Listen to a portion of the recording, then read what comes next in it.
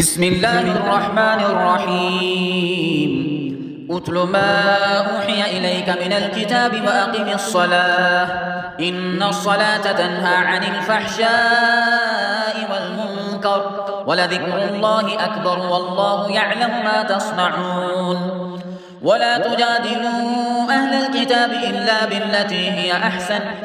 إلا الذين ظلموا منهم وقولوا آمنا بالذي أنزل إلينا وأنزل إليكم وإلهنا وإلهكم واحد ونحن له مسلمون وكذلك أنزلنا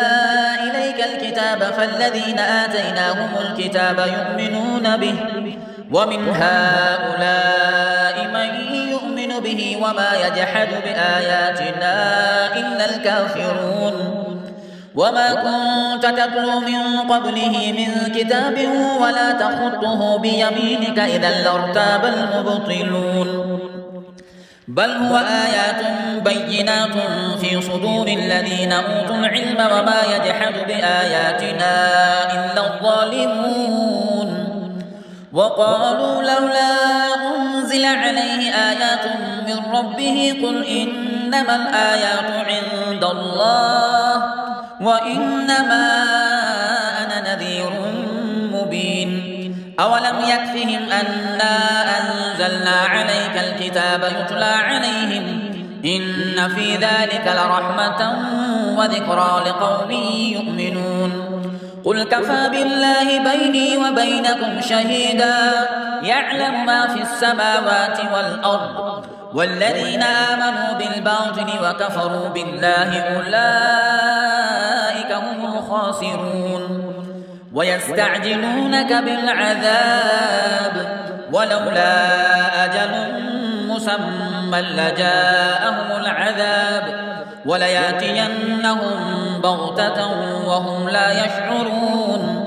يستعجلونك بالعذاب وإن جهنم لمحيطة بالكافرين يوم يغشاهم العذاب من فوقهم ومن تحت أرجلهم ويقول ذوقوا ما كنتم تعملون يا عبادي الذين آمنوا إن أرضي واسعة فإياي فاعبدون كل نفس ذائقة الموت ثم إلينا ترجعون والذين آمنوا وعملوا الصالحات لنبوئنهم من الجنة غرفا تجري من تحتها الأنهار خالدين فيها نعم أجر العاملين الذين صبروا وعلى ربهم يتوكلون وكأي من دابة لا تحمل رزقها الله يرزقها وإياكم وهو السميع العليم ولئن سألتهم من خلق السماوات والأرض وسخر الشمس والقمر ليقولن الله فأنى يؤفكون الله يبسط الرزق لمن يشاء من عباده ويقدر له إن الله بكل شيء عليم ولئن سألتهم من نزل من السماء ماء فأحيا به الأرض من بعد موتها ليقولن الله قل الحمد لله بل أكثرهم لا يعقلون وما هذه الحياة الدنيا إلا لهو ولعب وإن الدار الآخرة لهي الحيوان لو كانوا يعلمون فإذا ركبوا في الفلك دعوا الله مخلصين له الدين فلما نجاهم إلى البر إذا هم يشركون ليكفروا بما آتيناهم وليتمتعوا فسوف يعلمون أولم يروا أنا جعلنا حرما آمنا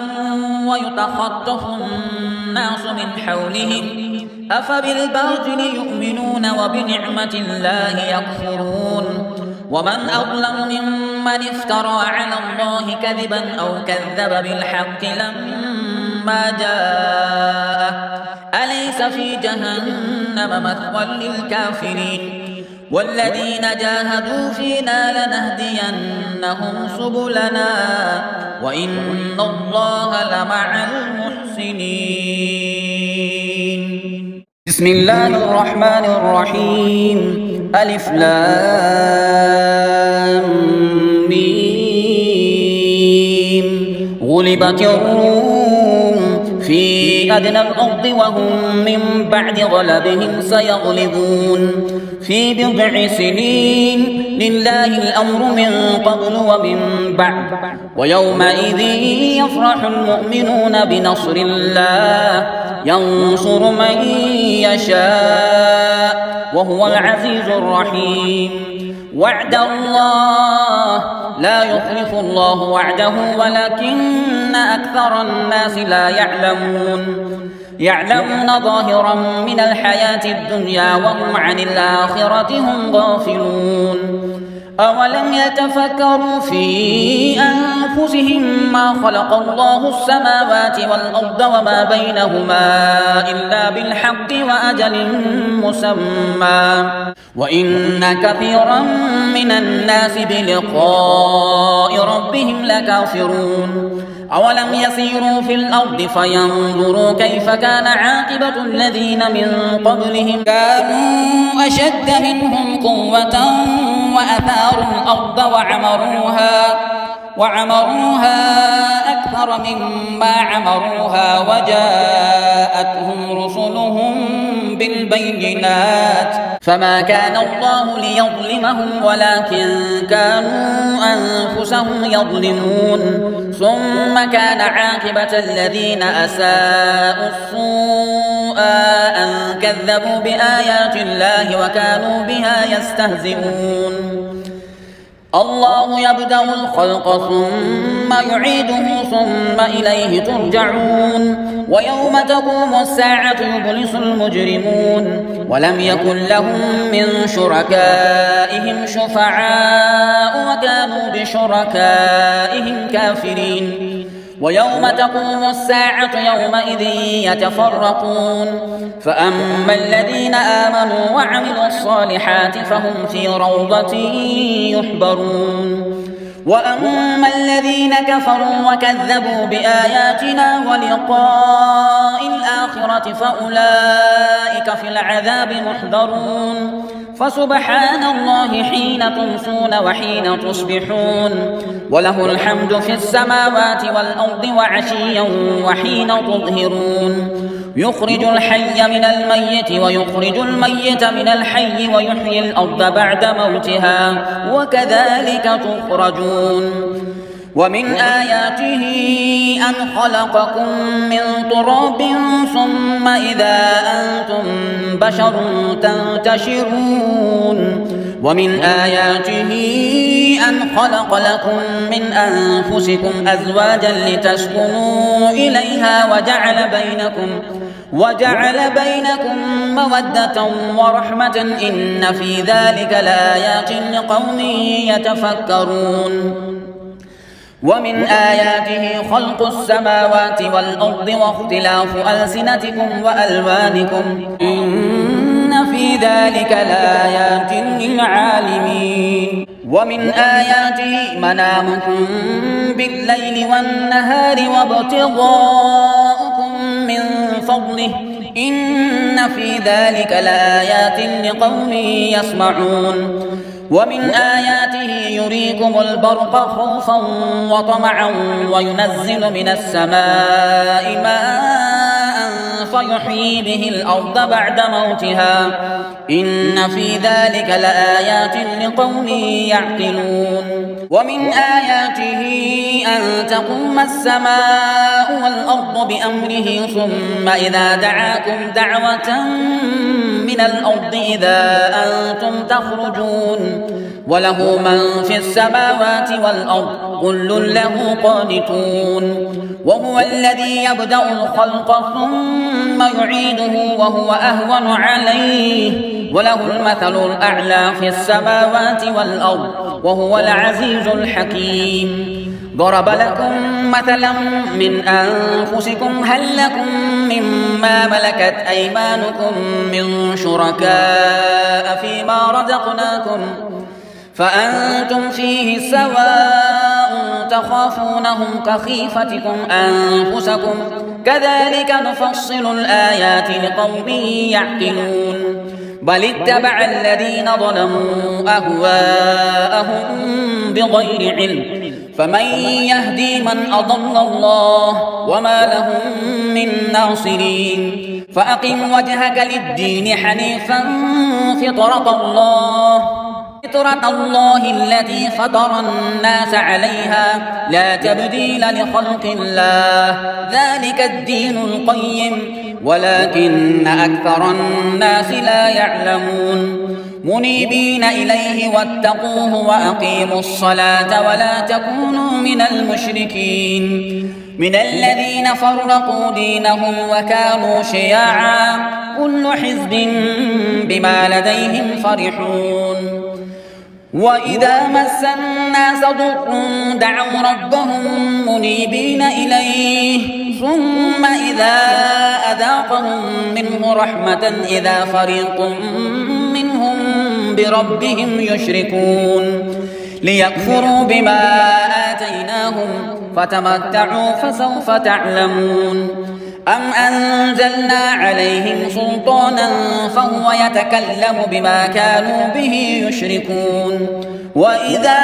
أذقنا الناس رحمة فرحوا بها وإن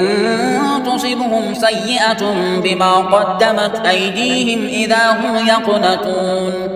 أولم يروا أن الله يبسط الرزق لمن يشاء ويقدر إن في ذلك لآيات لقوم يؤمنون فآت ذا القربى حقه والمسكين وابن السبيل ذلك خير للذين يريدون وجه الله وأولئك هم المفلحون وما آتيتم من ربا ليربو في أموال الناس فلا يربو عند الله وما آتيتم من زكاة تريدون وجه الله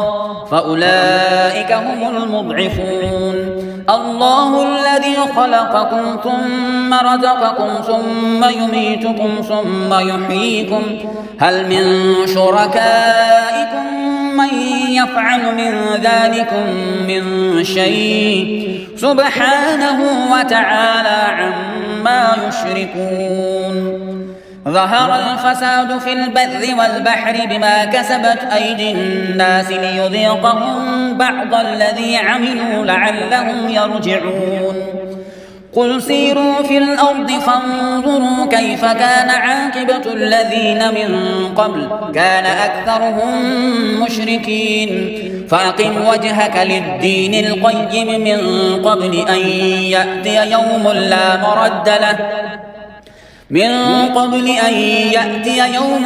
مرد له من الله يومئذ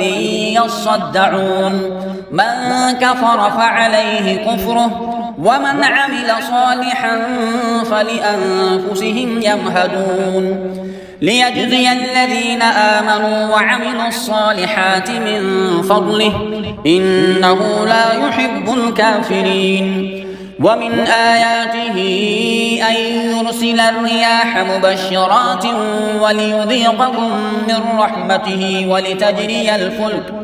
ولتجري الفلك بأمره ولتبتغوا من فضله ولعلكم تشكرون ولقد أرسلنا من قبلك رسلا إلى قومهم فجاءوهم بالبينات فانتقمنا من الذين أجرموا وكان حقا علينا نصر المؤمنين الله الذي يرسل الرياح فتصير سحابا فيبسطه في السماء كيف يشاء ويجعله كسفا فترى الودق يخرج من خلاله فإذا أصاب به من يشاء من عباده إذا هم يستبشرون وإن كانوا من قبل أن ينزل عليهم من قبله لمبلسين فانظر إلى آثار رحمة الله كيف يحيي الأرض بعد موتها إن ذلك لمحيي الموتى وهو على كل شيء قدير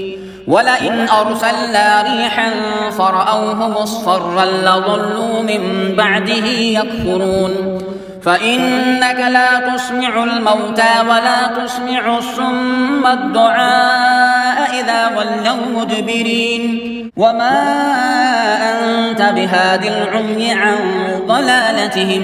إن تسمع إلا من يؤمن بآياتنا فهم مسلمون الله الذي خلقكم من ضعف ثم جعل من بعد ضعف قوة ثم جعل من بعد قوة ضعفا وشيبة يخلق ما يشاء وهو العليم القدير ويوم تقوم الساعة يقسم المجرمون ما لبثوا غير ساعة كذلك كانوا يؤفكون وقال الذين أوتوا العلم والإيمان لقد لبثتم في كتاب الله إلى يوم البعث فهذا يوم البعث ولكنكم كنتم لا تعلمون فيومئذ لا ينفع الذين ظلموا معذرتهم ولا هم يستعتبون ولقد ضربنا للناس في هذا القرآن من كل مثل ولئن جئتهم بآية ليقولن الذين كفروا إن أنتم إلا مبطلون كذلك يطبع الله على قلوب الذين لا يعلمون فاصبر إن وعد الله حق ولا يستخفنك الذين لا يوقنون بسم الله الرحمن الرحيم ألف لام ميم تلك آيات الكتاب الحكيم هدى ورحمة للمحسنين الذين يقيمون الصلاة ويؤتون الزكاة وهم بالآخرة هم يوقنون أولئك على هدى من ربهم وأولئك هم المفلحون ومن الناس من يشتري لهو الحديث ليضل عن سبيل الله بغير علم ويتخذها هزوا أولئك لهم عذاب مهين وإذا تتلى عليه آياتنا ولى مستكبرا كأن لم يسمعها كأن في أذنيه وقرا فبشره بعذاب أليم إن الذين آمنوا وعملوا الصالحات لهم جنات النعيم خالدين فيها وعد الله حقا وهو العزيز الحكيم خلق السماوات بغير عمد ترونها وألقى في الأرض رواسي أن تميد بكم وبث فيها من كل دابة وأنزلنا من السماء ماء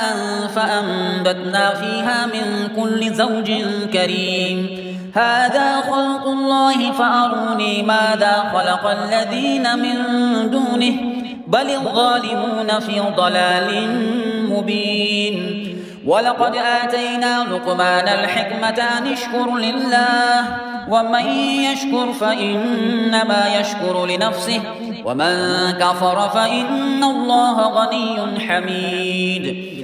وإذ قال لقمان لابنه وهو يعظه يا بني لا تشرك بالله إن الشرك لظلم عظيم ووصينا الإنسان بوالديه حملته أمه وهنا على وهن وفصاله في عامين أن اشكر لي ولوالديك إلي المصير وإن جاهداك على أن تشرك بما ليس لك به علم فلا تطعهما وصاحبهما في الدنيا معروفا واتبع سبيل من أناب إلي ثم إلي مرجعكم فأنبئكم بما كنتم تعملون يا بني إنها إن تك مثقال حبة من خردل فتكن في صخرة أو في السماوات أو في الأرض يأت بها الله إن الله لطيف خبير يا بني أقم الصلاة وأمر بالمعروف وانه عن المنكر واصبر على ما أصابك إن ذلك من عزم الأمور ولا تصعر خدك للناس ولا تمش في الأرض مرحا إن الله لا يحب كل مختال فخور واقصد في مشيك واغضض من صوتك إن أنكر الأصوات لصوت الحمير ألم تروا أن الله سخر لكم ما في السماوات وما في الأرض وأسبغ عليكم نعمه ظاهرة وباطنة ومن الناس من يجادل في الله بغير علم ولا هدى ولا كتاب منير وإذا قيل لهم اتبعوا ما أنزل الله قالوا بل نتبع ما وجدنا عليه آباءنا أولو كان الشيطان يدعوهم إلى عذاب السعير ومن يسلم وجهه إلى الله وهو محسن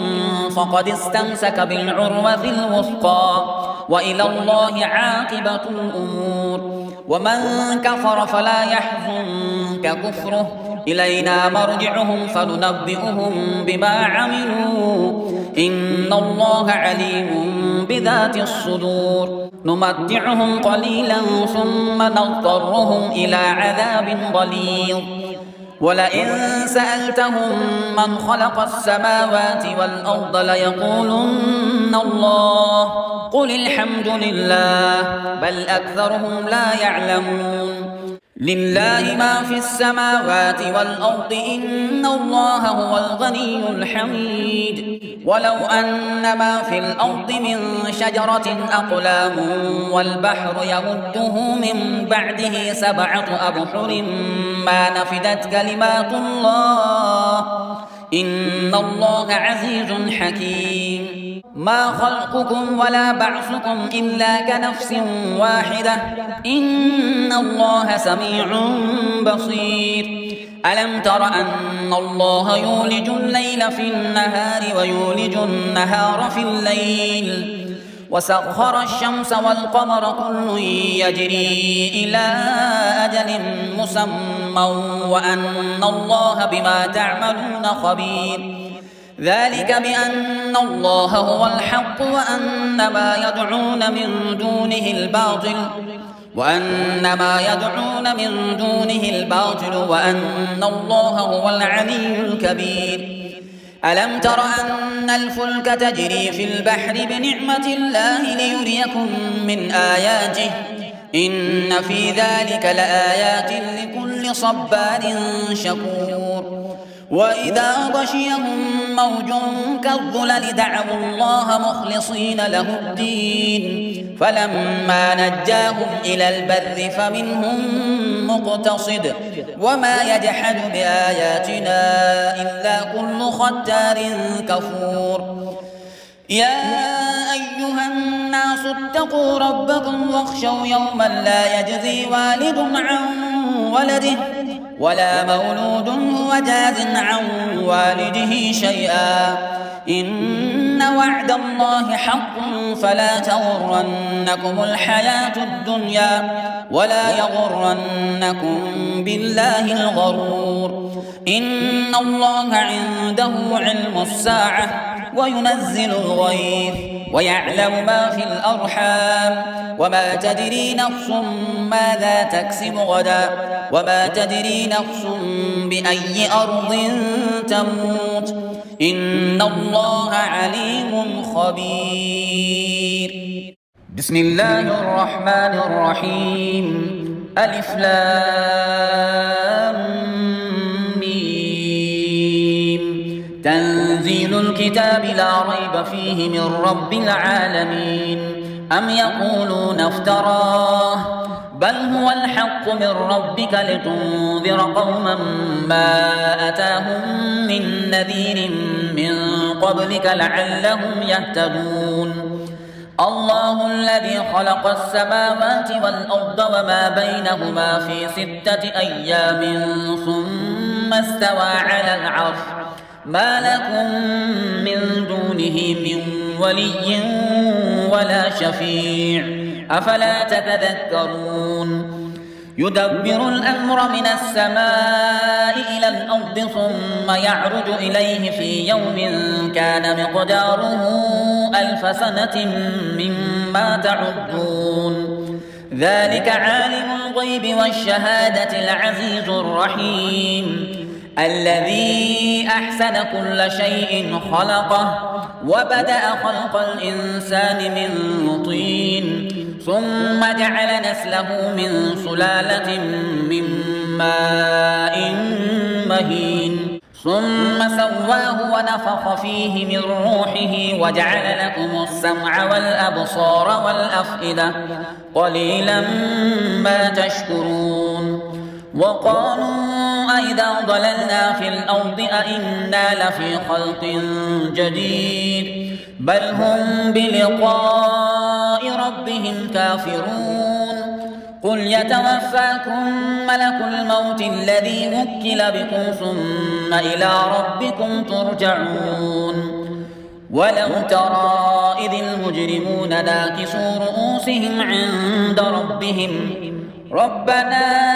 أبصرنا وسمعنا فارجعنا نعمل صالحا إنا موقنون ولو شئنا لآتينا كل نفس هداها ولكن حق القول مني لأملأن جهنم من الجنة والناس أجمعين فذوقوا بما نسيتم لقاء يومكم هذا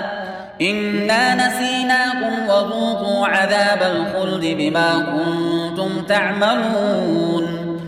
إنما يؤمن بآياتنا الذين إذا ذكروا بها خروا سجدا وسبحوا بحمد ربهم وهم لا يستكبرون تتجافى جنوبهم عن المضاجع يدعون ربهم خوفا وطمعا ومما رزقناهم ينفقون فلا تعلم نفس ما أخفي لهم من قرة أعين جزاء بما كانوا يعملون أفمن كان مؤمنا كمن كان فاسقا لا يستوون أما الذين آمنوا وعملوا الصالحات فلهم جنات المأوى نزلا بما كانوا يعملون وأما الذين فسقوا فمأواهم النار كلما أرادوا أن يخرجوا منها أعيدوا فيها وقيل لهم ذوقوا عذاب النار الذي كنتم به تكذبون ولنذيقنهم من العذاب الأدنى دون العذاب الأكبر لعلهم يرجعون ومن أظلم ممن ذكر بآيات ربه ثم أعرض عنها إنا من المجرمين منتقمون ولقد آتينا موسى الكتاب فلا تكن في مرية من لقائه وجعلناه هدى لبني إسرائيل وجعلنا منهم أئمة يهدون بأمرنا لما صبروا وكانوا بآياتنا يوقنون إن ربك هو يفصل بينهم يوم القيامة فيما كانوا فيه يختلفون أولم يهد لهم كم أهلكنا من قبلهم من القرون يمشون في مساكنهم إن في ذلك لآيات أفلا يسمعون أولم يروا أنا نسوق الماء إلى الأرض الجرز فنخرج به زرعا تأكل منه أنعامهم وأنفسهم أفلا يبصرون ويقولون متى هذا الفتح إن كنتم صادقين قل يوم الفتح لا ينفع الذين كفروا إيمانهم ولا هم ينظرون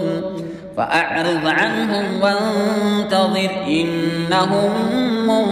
منتظرون. بسم الله الرحمن الرحيم. يا أيها النبي اتق الله ولا تطع الكافرين والمنافقين إن الله كان عليما حكيما واتبع ما يوحى إليك من ربك إن الله كان بما تعملون خبيرا وتوكل على الله وكفى بالله وكيلا. ما جعل الله لرجل من قلبين في جوفه وما جعل أزواجكم اللائي تظاهرون منهن أمهاتكم وما جعل أدعياءكم أبناءكم ذلكم قولكم بأفواهكم والله يقول الحق وهو يهدي السبيل ادعوهم لآبائهم هو أقسط عند الله فإن لم تعلموا آباءهم فإخوانكم في الدين ومواليكم وليس عليكم جناح فيما أخطأتم به ولكن ما تعمدت قلوبكم وكان الله غفورا رحيما. النبي أولى بالمؤمنين من أنفسهم وأزواجه أمهاتهم وأولو الأرحام بعضهم أولى ببعض في كتاب الله من المؤمنين والمهاجرين إلا أن تفعلوا إلى أوليائكم معروفا كان ذلك في الكتاب مسطورا. وإذ أخذنا من النبيين ميثاقهم ومنك ومن نوح وإبراهيم وموسى وعيسى ابن مريم وأخذنا منهم ميثاقا غليظا ليسأل الصادقين عن صدقهم وأعد للكافرين عذابا أليما. يا أيها الذين آمنوا اذكروا نعمة الله عليكم إذ جاءتكم جنود فأرسلنا عليهم ريحا وجنودا لم تروها وكان الله بما تعملون بصيرا. إذ جاءوكم من فوقكم ومن أسفل منكم وإذ زاغت الأبصار وبلغت القلوب الحناجر وتظنون بالله الظنونا هنالك ابتلي المؤمنون وزلزلوا زلزالا شديدا. وإذ يقول المنافقون والذين في قلوبهم مرض ما وعدنا الله ورسوله إلا غرورا. وإذ قالت طائفة منهم يا أهل يثرب لا مقام لكم فارجعوا ويستأذن فريق منهم النبي يقولون إن بيوتنا عورة وما هي بعورة إن يريدون إلا فرارا. ولو دخلت عليهم من أقطارها ثم سئلوا الفتنة لآتوها وما تلبثوا بها إلا يسيرا.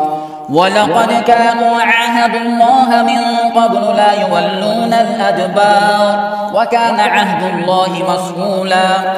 قل لن ينفعكم الفرار إن فررتم من الموت أو القتل وإذا لا تمتعون إلا قليلا. قل من ذا الذي يعصمكم من الله إن أراد بكم سوءا سوءا أو أراد بكم رحمة ولا يجدون لهم من دون الله وليا ولا نصيرا قد يعلم الله المعوقين منكم والقائلين لإخوانهم هلم إلينا ولا يأتون البأس إلا قليلا أشحة عليكم فإذا جاء الخوف رأيتهم ينظرون إليك تدور أعينهم كالذي يغشى عليه من الموت فإذا ذهب الخوف سلقوكم بألسنة حداد أشحة على الخير أولئك لم يؤمنوا فأحبط الله أعمالهم وكان ذلك على الله يسيرا يحسبون الأحزاب لم يذهبوا وإن يأتي الأحزاب يودوا لو أنهم بادون في الأعراب يسألون عن أنبائكم ولو كانوا فيكم ما قاتلوا إلا قليلا لقد كان لكم في رسول الله أسوة حسنة لمن كان يرجو الله واليوم الآخر وذكر الله كثيرا ولما رأى المؤمنون الأحزاب قالوا هذا ما وعدنا الله ورسوله وصدق الله ورسوله وما زادهم إلا إيمانا وتسليما من المؤمنين رجال صدقوا ما عاهدوا الله عليه فمنهم من قضى نحبه ومنهم من ينتظر وما بدلوا تبديلا ليجزي الله الصادقين بصدقهم ويعذب المنافقين إن شاء أو يتوب عليهم إن الله كان غفورا رحيما ورد الله الذين كفروا بغيظهم لم ينالوا خيرا وكفى الله المؤمنين القتال وكان الله قويا عزيزا